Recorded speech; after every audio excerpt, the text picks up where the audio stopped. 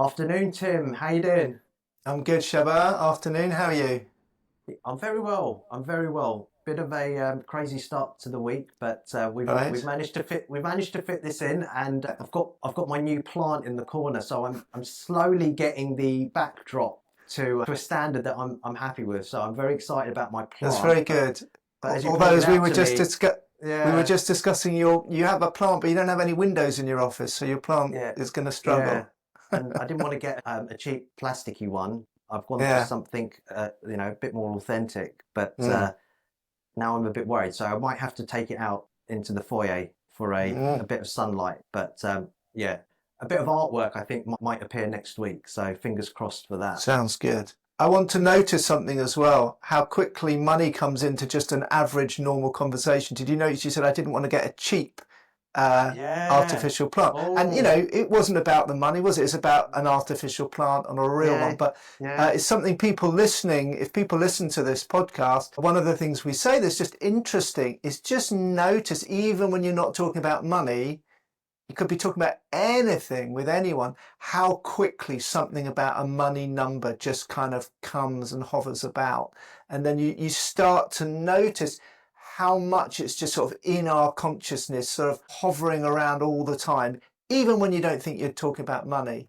And then that helps us start to see how pervasive this kind of layer, this web of strange ideas is around everything. So there we go. I've dived straight in with your It, room it, decor. But it is interesting to it, notice, isn't it, how quickly money uh, numbers come into typical conversations. yeah, it did do when I was looking at artwork and I was thinking about, oh, how much is the appropriate amount to spend, in Right. this sort of a situation? Anyway, we'll go there another day because Yeah, we should I've actually. I've got something to sort of follow on from our last conversation, which was this whole idea about retirement and financial Mm. freedom and sort of reaching a number and what does it all mean? And something came up at the end of that conversation, which was this piece around work. And I think we were going to dive into that. And I've got a little story, but do you just want to quickly recap the end of that Yeah. conversation? Yeah, okay. I mean, we've talked, I think, whether it was 2 or 3 weeks, about this idea of particularly future freedom and the idea of retirement. And we talked a lot about the danger of a projection into the future, like, there's some number or there's some point where everything's going to be okay, or I'll suddenly be free, or maybe a worry in the future if I don't do this, that, and the other, I won't be free. And what we've said is, although in some ways, of course, we need to look at that, we need to really notice if what we're actually talking about is a lack of freedom now, or a feeling of fear or insecurity or anxiety now. And getting too caught up with some future story can be a really good way of sort of just denying the reality now. So that was kind of one thing we've begun to explore. And then, of course, the second thing, which I think is what we're going to go on to now, isn't it, for the maybe next 2 or 3, is even this idea of retirement brings up a lot of ideas about work. And if we're not careful in modern society, for too many of us, we can absorb this idea. Work is something, if I'm lucky, I enjoy it, but maybe I don't, and it's a bit heavy and I don't feel free in my work. And there's this kind of whole weight or set of ideas around work, and the industrial money story goes something like, well, I need to work to get my number, and then in the future I get to be free or I won't feel anxious. So I think we wanted to look at the flip side, which is just dig a bit deeper into some of our ideas about work and money, and does it have to be the way many of us tell ourselves it is now? Are there different ways of thinking about work and money and life and how they all fit together?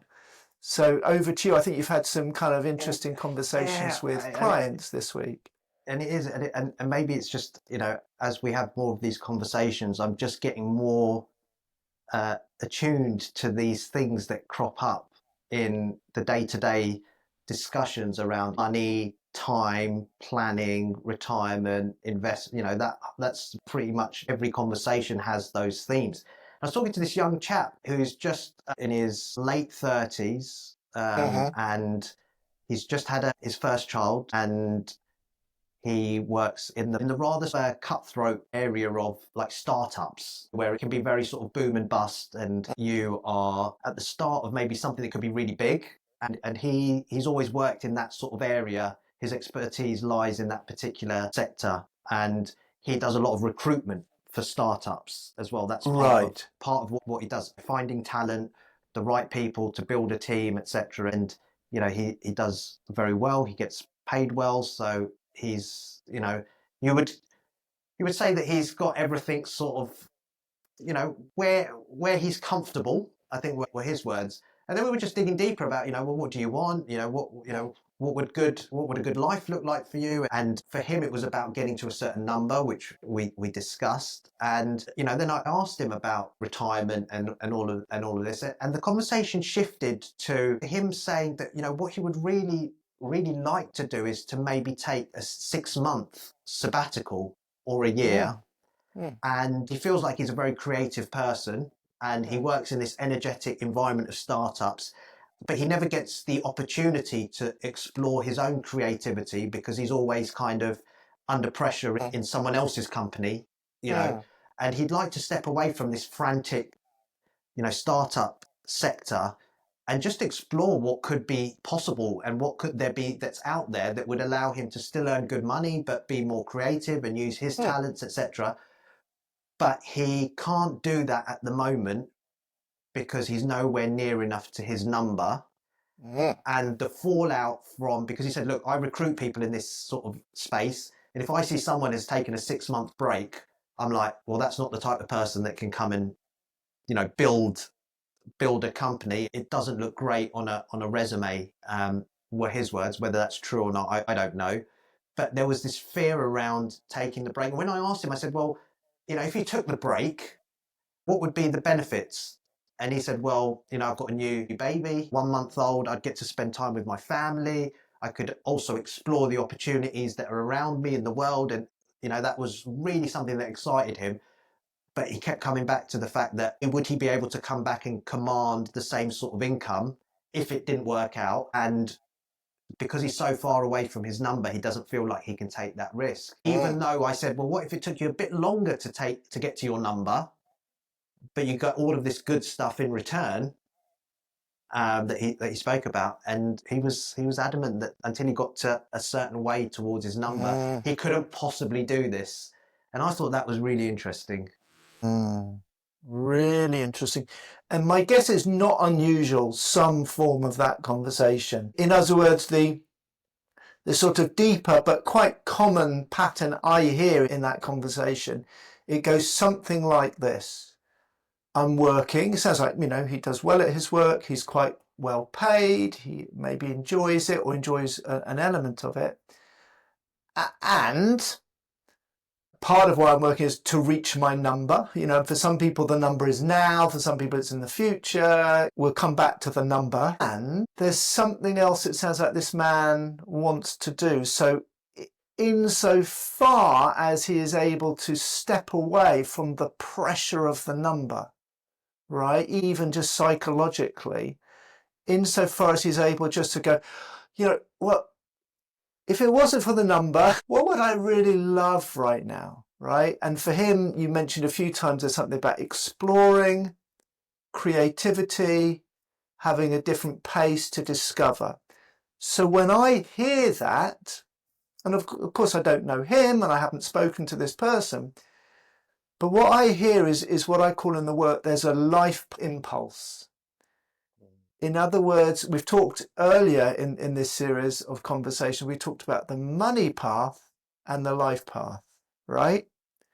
And the money path is often very much concerned with the number and the promise that the number will deliver, whether it's the number I need to be earning now to feel successful, or the number I think I need to accrue for the future, or it might even be the number I don't know, have to pay off debt, or it's the number my savings mustn't go down beyond.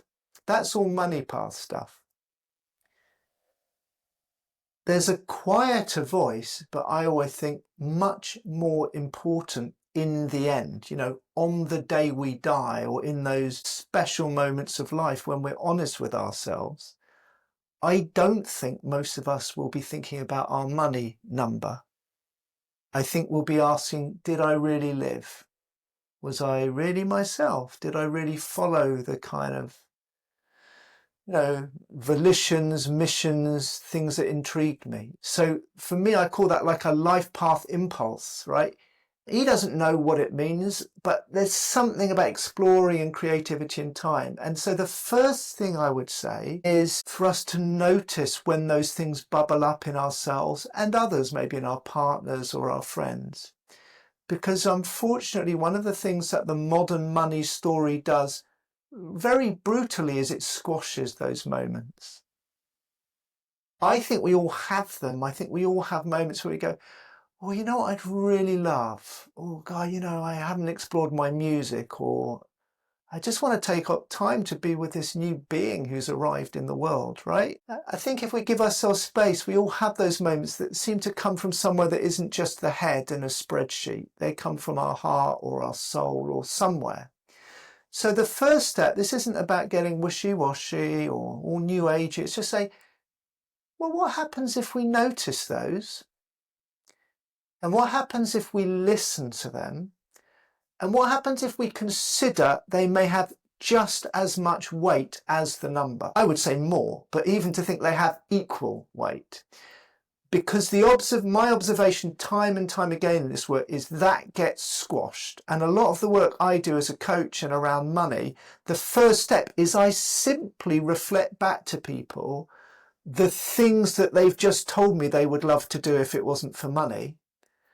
And all I do is I take those things seriously, and I often repeat it back to people. And it's almost like the only thing I don't do is I don't squash it.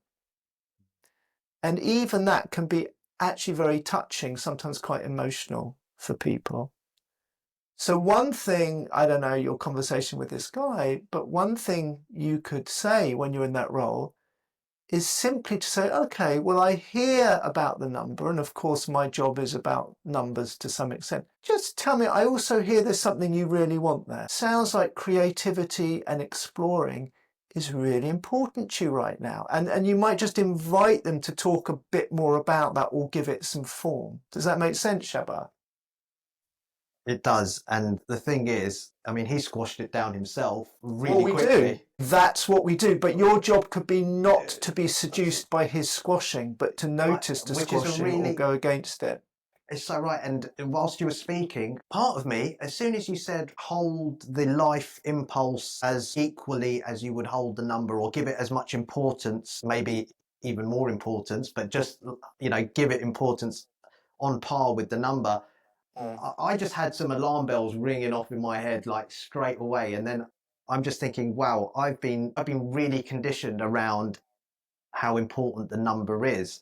And yes, it is important, and untangling how important it is versus the life impulse that you just spoke about, I think is a conditioning that, like you said, you sort the money out first and then life follows. That's the sensible way. That's how you, it's a bit weird, but it's almost like this is how you do life. You sort out the money first and then you sort out life. Yeah. Yeah, except when you just look at it, that's not doing life. That's doing money and numbers and hoping or assuming or just following this sort of very, very strange, confused, cultural story that somehow life will be delivered. But you just have to look at the evidence. Does Yeah. it?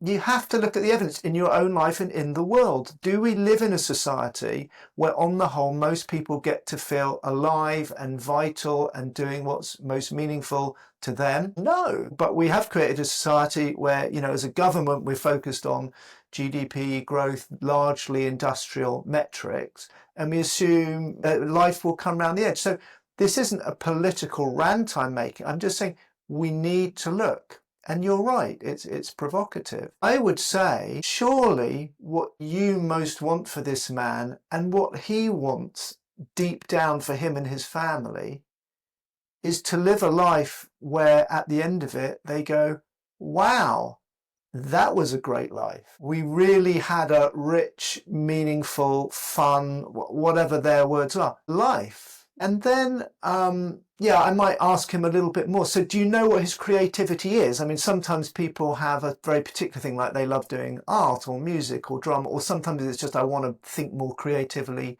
about my work. So do you know for him what his creative expression would be?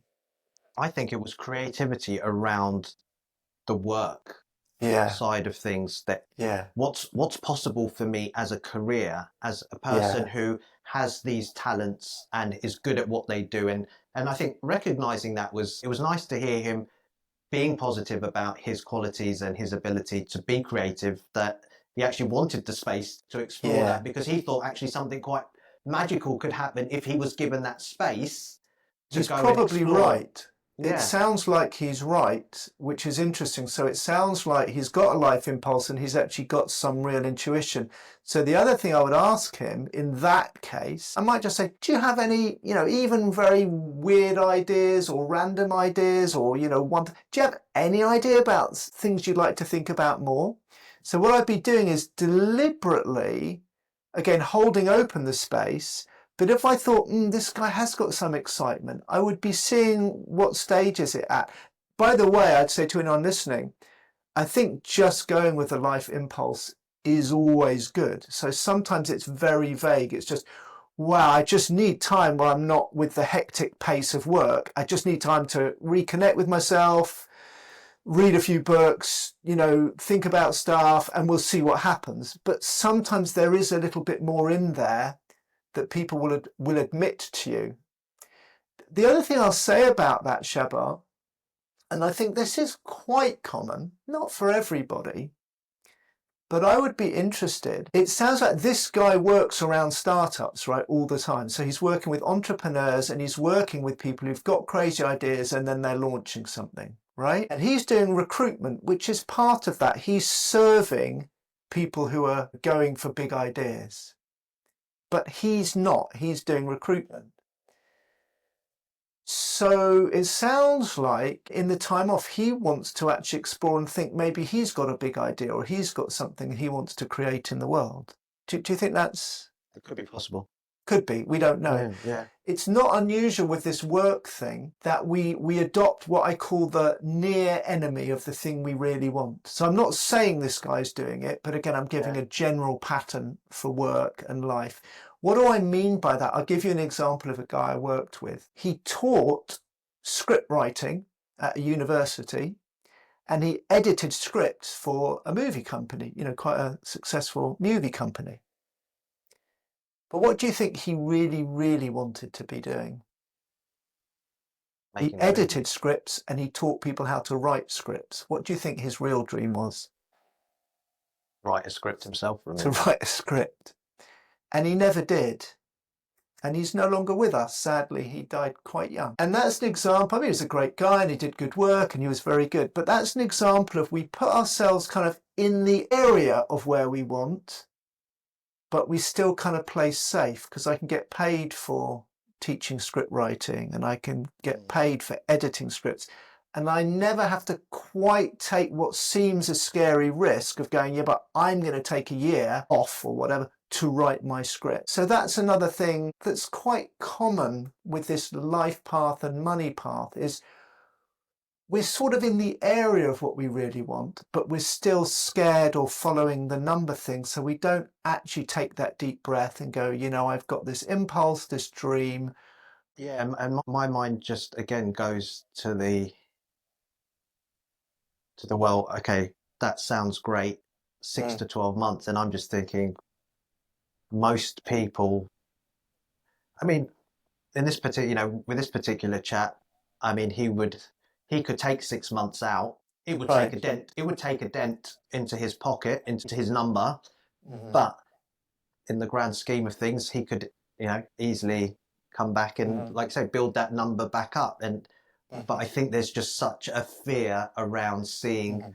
the number go down. But also, what does it say about me if I did something like this? And it's that whole Yeah. thing about being responsible. The responsible thing is to look after your number first. The responsible thing is never or very rarely in the people that I speak to, and even if I look at my community, the responsible thing is never going down life impulse. That's not the responsible thing to do. Yeah. So And let's look I at, think I might even be part of feeding into yeah, that narrative because, you know, yeah, planning and retirement is the game that we're in, and so we're trying yeah. to ensure the number is there, and we want life also to be present, and balancing the two. That's quite the juggle. Yeah, yeah, it is. I'm not even sure balancing is quite, what I actually believe is we need a reconfiguration. So as you said, so-called sensible, responsible behavior, and I'm going to come back to those words, but the so-called responsible thing is I put money in the foreground or at the center, and I think life is kind of in the background, will somehow organize around that. For me, it's not even a balance. It's a bolder step where we go, actually, I put life at the center and then money will organize itself around that. I don't ignore money. I don't get rid of money. I don't get anti-money, but I say in the end, I can go through life focused on a number, thinking that will deliver what I want, or focused on what I really want and trust. So you make one important point, which we should acknowledge. For many people on a financial material level, it simply doesn't appear possible they could take 6 months off, right? Yeah, I still absolutely. think there's always a deeper dimension, but I don't want to put everyone into one basket and assume it's true for everyone. There would be different fears, different possibilities. Although I would still say anyone with any level of debt or income could still give space to what they really dream for their life impulse. And it can be very liberating to do that. And anyone in any situation, if you think, yes, I could never do that because of money, I would still encourage you to notice that's not fully true, right? But maybe we have a conversation in the future, Shabbar, about how the same thing works if I really am strapped and I'm struggling to pay my bills. But we must acknowledge that. Mm. But your client is your client. And so one of the things you said is actually for him, materially, he could do that. He could not work for 6 to 12 months and he would be okay and he has earning potential. So on that level, we are talking more about fear, I think. Yeah, that's the sense that I got. It was a fear-centered decision. I mean, Yeah. not a decision, but shutting it down was fear-based. Yeah. Yeah. Now, again, on a deep level, we could say it's always fear. It's never about the number. There are some people throughout history, rare people, who've just followed their dream with literally not a penny, and somehow they've made it work. So on a deep level, if we really have the courage of our convictions and really trust our vision and our dream, amazing things are possible, whether there's money or not. But again, your client's in a particular situation, not everybody is in terms of the numbers. Let's talk about the fear. The number of times when you explore the fear with people, they go within seconds to, and I'll end up under a bridge with no food and no home. And when I say under the bridge, for some reason, it's always under a bridge. I mean, this is a real, Jung might call it some archetypal structure. But I really mean that in terms of the fear or the anxiety, there's something quite primal that comes. And that could also be something you might explore a little bit more with your client, is the fear, because in my experience, people believe what they're doing is responsible, sensible. But actually what they're doing is they're caught by, I think, a very deep fear around survival and security that isn't actually any longer in relation to their numbers. It's irrational, it's very exaggerated. I'll give you an example. I was coaching somebody last week who has made many millions, multi-millionaire in investing and trading, who still is very certain their number's not big enough. So that's the other thing about numbers, right? We all have a different number. I don't know what your client's number is, but I reckon this guy's number was much bigger and he does not feel his number's enough. And when I asked him, why wouldn't you just sort of take some time off or chill? Or he said pretty much the same thing. He said, well, I think if I did that, I might be unemployable in the future. and then I might lose some of the money that I've made investing. Maybe I make some bad investments. Honestly, within 2 or 3 steps, and then I'd have nowhere to live and no job and no money. He was destitute in his mind. Yeah. This is a guy who's made about 10 million investing and clearly knows how to invest. So, there's no judgment on that person. That's a very, very common structure, is how quickly I collapse a dream, and B, the fear takes me to, I'll lose it all, I'll have no job, no one will hire me, I'll be under a bridge. And therefore, rather than sit with the fear and experience that fear as a present moment, very uncomfortable, we don't like to experience fear, anxiety, insecurity in the moment, right? But it's just a present moment experience. So it's much easier for most people not really to acknowledge that and then follow this social story about, oh, well, it's responsible. So my question for now is that really sensible and responsible behaviour? Or is that simply a way of not doing what I really want because I'm unable to experience the kind of depth of my actual fear of being alive? It's a big question, but what do you think? That feels like it's quite a deep question. Well, Mm, we often do stuff to just get away from uncomfortable feelings. of course. That's like textbook human being, 101. Yeah, just uncomfortable feeling, Don't like it. don't like it. Do something to distract myself, whether it's a phone, whether it becomes compulsive. It could be an undercurrent of uncomfortable feelings that lead you to any sort of action, or in this case, inaction, and focusing on something like the number is a way of just almost like channeling that. I think that's right. So yeah, you're right. We distract ourselves with phones and drinks and drugs and telly and who knows what, following political news 24/7 and The talking heads on the talking news. heads. Man. But here's the thing. Yeah, action. One way I could distract it is I could adopt a story that, by the way, most people around me seem to adopt. So I think it's sensible. Which is the thing that will relieve me of my anxiety and insecurity is the number.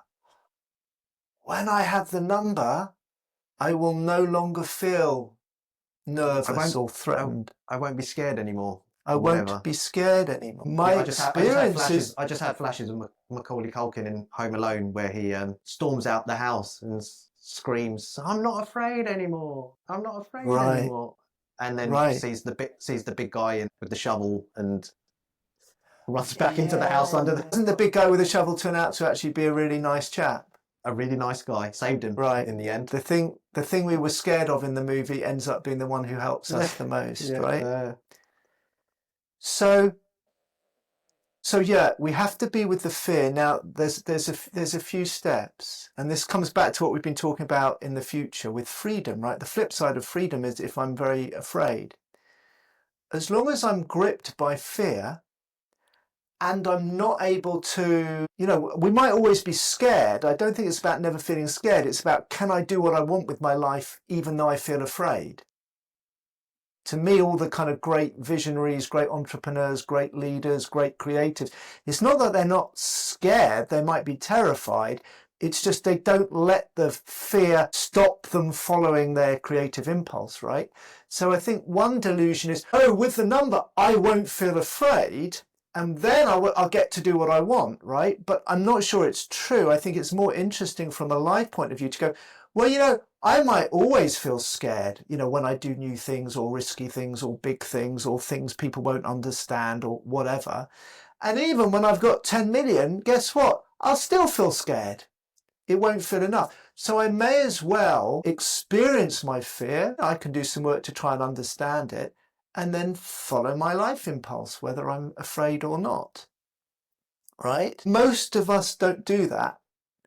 So again, if we go back to sensible or responsible, one of the problems is if collectively we have this story about how we should be, And collectively, most of us are fairly afraid to really trust ourselves and trust life and do things that other people may disapprove of.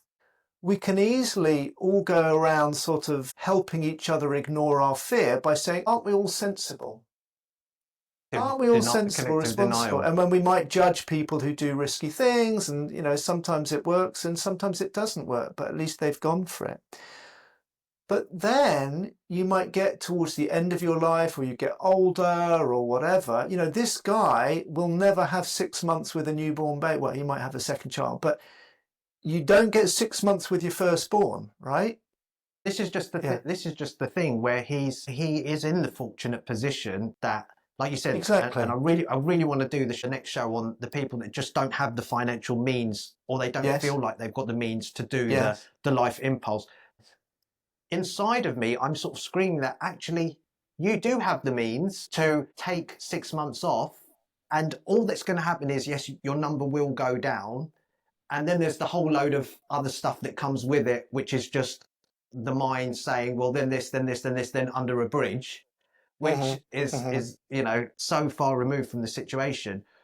But actually, he's in the privileged position of having the means to follow the impulse, which I think is such a blessing in itself, because not everyone has that opportunity, and No. that's just a And really... we will, and you're right, we will come back to that. You are right. But then what we have to ask ourselves is, if I don't follow those creative impulses when I can, when my numbers suggest I really could, but I don't, and then we're setting a pattern where I'm not doing it, I'm making my number big, I'm living with this future thing, and then a few years go by and our number's bigger, but often we still don't do it, or then I've got a few kids, or then I say, well, I need to save for their university, or there's always a reason, and there's always a sensible reason, because there's always fear. But how many people get to, later stage in life, or even their end of life, and they never really did the thing they really wanted to do, or they never really took those beautiful opportunities to be with their baby for 6 months, or follow this passion, or explore this thing? I would argue at the end of the day, you look back, that wasn't a responsible or sensible way to live your life. So there's a paradox. If I'm too much being, I would say, unconsciously responsible and sensible, because I don't want to take the risk or deal with my fear, I have to be careful I don't later look back on my life, and by doing the inverted commas sensible, responsible thing, I go, I wasn't actually responsible. I wasn't responsible for my own life. It wasn't sensible. I didn't use the years when I was healthy and had money to do what I really wanted. So I think there's a deeper level of what real responsibility is and sensibility is, which is to follow your life. And if you look at the actual origins of those words, responsibility is the ability to respond, to be responsive. Sensibility, the ability to sense, if you like, to respond to what we're sensing. So, if I'm really listening to myself and the world and sensing that, and my ability to respond, I would say, is to follow it, to do something about it. That's true responsibility, even if my numbers go down. Now, this is, as you know, this is very different to modern industrial thinking, but it's worth thinking about, what is real responsibility? What is the ability to kind of sense what the next step is? And, in my later years, or on my deathbed, what is my real sense of having been responsible for my life? And I don't believe, for most people, they want to take care of their family, of course, but actually following your life and modeling to your friends and family that you really believe somehow you can do that, I think is a deeper level of what a real responsible life is about. What do you think? Yeah, I just have this question that I often use in my work with clients. There's 3 questions that the gentleman whose name is George Kinder, he's considered like the father of what's called life planning, which is very much financial planning, but very life-centered. And I've dipped into his work, but I've never sort of fully immersed myself in it. But he has these 3 questions, which I'll just quickly maybe just end with, maybe, because we're already sort of there. But the first question is, if you were financially secure and had all of your needs met and money wasn't an issue, it's the same question that you ask a lot of the times. What would you be doing with your time? How would you be spending your days? What would light you up? What would, it's a life path question. It's a life path question. Yeah, so it's very much a life path question. And the second question, which is the one that I really like, is like, you go to the doctor and the doctor tells you that you've unfortunately got a terminal illness, which is going to limit your life to a minimum of 5 years, but a maximum of 10. So you've got that knowledge that you've at least got 5, because it's not gonna cripple you straight away. You're not going to feel any pain or any discomfort during that period. So you'll have full use of your body, but your financial situation is as it is. Your financial situation hasn't changed. And with that knowledge, now what do you do? It's a good question. And it's a really good question. When you were just talking about that responsibility, it's like, I feel like that question could be getting at the core of some of this. And that's what just immediately. And then the third question is, you've got 24 hours to live and you're basically on your deathbed. And then it's, what did I not get to do? Who did I not get to be? What did I miss out on? Let me give a quick response to those, and then I'll offer a takeaway for people listening, because we always like to do that. The first question of George Kinder is a life path question. What would you really love your life to be about? The second thing I think is great. It's really, in my terminology, how will you use whatever money numbers you have now in service of your life? So in the case of your client, if he's got the money and there's something he wants to do, if he knew he was going to die in a few years anyway, by God, he'd take his time off to be with his kids, wouldn't he? Right? No-brainer. So No-brainer. One of the things we often don't do if we're worried about the future and have concern, which most people do, is we find it very hard to kind of let whatever assets we have now, to use them now for our life now. We have this idea, no, I must not follow my life now because of life in the future. So I think his second question is great. And then the third one's great. It's a really deep life path question. Who am I really here to be? And the truth is, obviously, statistically, hopefully not, but I mean, this is a very Buddhist reflection. Any of us might only have 24 hours to live, right? I mean, it's true for some people. It's just true, right? Death comes, the time of death is uncertain. Now, of course, we need to be sensible with the money we do have and try and create some for the future, but we shouldn't live as if we're definitely going to be here when our number's big enough. It really is worth, as far as I can, emphasizing life now, or at least noticing that if I don't do that, it may not be quite as sensible and responsible as I think. It may be because I'm scared. And it's okay to be scared. I'm scared. I have fear.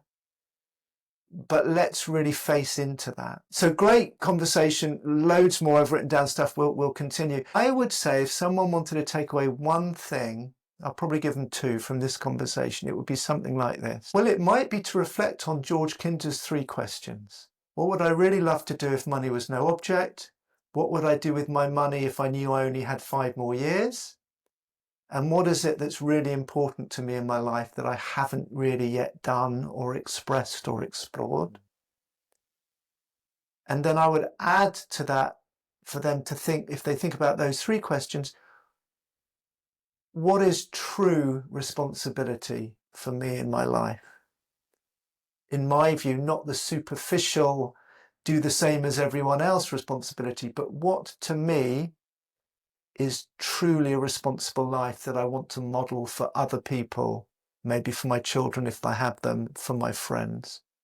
What responsibility do I want to express in my life?